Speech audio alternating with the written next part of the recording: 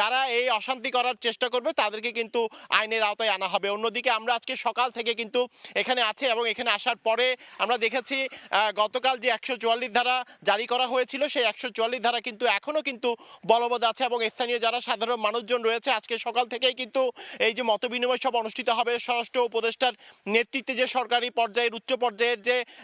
প্রতিনিধি দল আসবে সে বিষয়ে কিন্তু সাধারণ মানুষজন অবগত, কিন্তু এই আসলে মিটিং থেকে মতবিনিময় সভা থেকে কি ধরনের সিদ্ধান্ত আসে সেই বিষয়টি নিয়ে কিন্তু সবার মধ্যে কিন্তু চিন্তা ছিল। অন্যদিকে আমরা দেখেছি যারা সাধারণ মানুষজন আছেন 144 ধারা জারি হওয়ার কারণে যানবাহন চলাচল যেমন বন্ধ তেমনি পরিবহন ধর্মঘট থাকার কারণেও কিন্তু আমরা দেখেছি যানবাহন চলাচল কিন্তু অনেকটাই বন্ধ ছিল এবং সাধারণ মানুষজন যারা ঘর থেকে বের হচ্ছেন যারা বের না হলেই নয় যাদের দরকার রয়েছে আমরা দেখেছি তারা মোটর সাইকেলে করে কিন্তু এখানে চলাচল করছে। সেক্ষেত্রে আজকে যে এখানে সমন্বয় সভা অনুষ্ঠিত হয়েছে সেই সভায় আমরা দেখেছি স্থানীয় রাজনৈতিক